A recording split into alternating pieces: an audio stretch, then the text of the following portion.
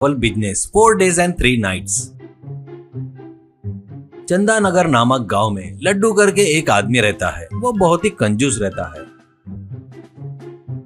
उसके पत्नी को उसकी कंजूसी बोले तो बहुत गुस्सा आता था। उसे वो रोज गाली देती रहती थी। छी छी, क्या इंसान हो जी तुम, इतने कंजूस मेरे पति रहेंगे करके मैं सोची नहीं थी। कम से कम अपनी जरूरतों पर भी खर्चा नहीं किए तो कैसे, करके गाली देती थी। पर लड्डू ध्यान नहीं देता था। एक दिन लड्डू डांस करते हुए घर पर आता है।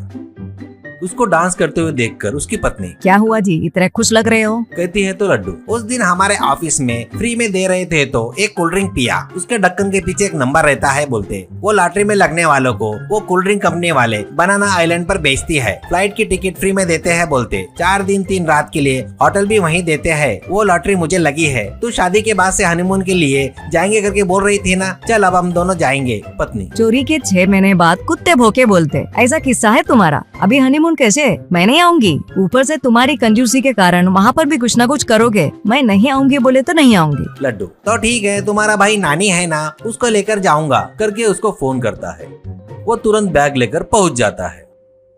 इतने में लड्डू को कोई फोन करके, सर मैं लक्ष्मी ट्रैवल से बात कर रहा हूँ, कल सुबह 10 बजे आप माइलस्टोन के पास आओ, वहाँ से हम लोग आपको एयरपोर्ट तक भेजेंगे, ऐसा कहता है। अगले दिन लड्डू और नानी माइलस्टोन के पास पहुंचकर राह देख रहे थे। वो फिर से फोन करके, सर अभी वहाँ पर एक शेयर ऑटो आएगा, उसको पैसे दे दीजिए, उसमें चढ़कर आप एयरपोर्ट जाओ, ऐसा कहता है। लड्डू, शेयर ऑटो क्या, ठीक है कोई बात नहीं, एक बात बताओ, हमको बनाना आइलैंड में कौन गाइड करेगा? कहता है तो वो, वहाँ पर हमारा आदमी है, उसका नाम सिकंदर है, वही सब कुछ देख लेगा, तुम दोनों को वही पहचान कर बुलाएगा, हैप्पी जर्नी सर, कहकर फोन रखता है। ऐसे वो लोग शेयर ऑटो में चढ़कर एयरपोर्ट पहुंचकर वहां से एक पुराने खटारे विमान से बनाना आइलैंड पहुंच जाते हैं।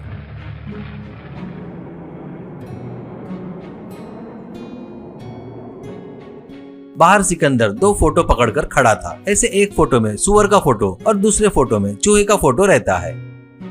वो उनको देखकर, सर आप ही हो ना लड्डू और नानी, ऐसा कहता है। लड्डू, हाँ वो हम ही है, इतना कि हमको पहचाना कैसे आपने? पूछता है तो वो, मैनेजर ने बताया था लड्डू करके आदमी सुअर जैसा मोटा रहता है और नानी करके जो रहेगा ना वो आदमी चूहे के मुंह जैसे रहता है, बड़े आसानी से पहचान लिया सर, चलो अपन लोग चलेंगे, करके बाहर शेयर ऑटो में चढ़ाता है। ऑटो जा रहा था। लड्डू लोग ज्यादा लोग नहीं दिख रहे थे। वहाँ पर मिलिट्री वाले बंदूकें पकड़कर खड़े थे। ऐसे वहाँ पर बहुत से घर टूटे फूटे रहते हैं।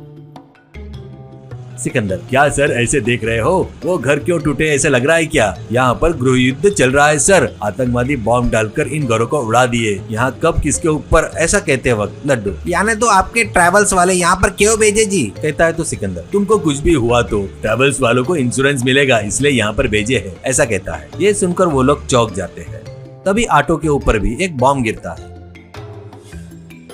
सिकंदर, आप लोग बिल्कुल ध्यान मत दो सर, यहाँ पर ये सब चलता ही रहता है, यहाँ पर कौन कब जाएगा पता नहीं, अपना होटल नजदीकी है, चलते हुए जाएंगे, चलो, करके उनको लेकर एक जगह पर आता है।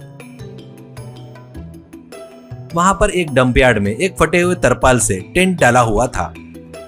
लड्डू, क्या है जी ये स्टार होटल बोलकर यहाँ पर लेकर आए? बोलता है तो सिकंदर, सर उस पर सुबह ही बॉम्ब डाल दिए, इसलिए यहाँ पर यह प्रबंध किया, यहाँ पर बॉम्ब नहीं डालेंगे, कहता है। लड्डू, ठीक है चल नानी, करके कदम आगे बढ़ाता है। उसके पैरों के नीचे लाइन माइन फटकर दोनों ही हवा में उड़ते हैं और एक पेड़ पर गिरते हैं।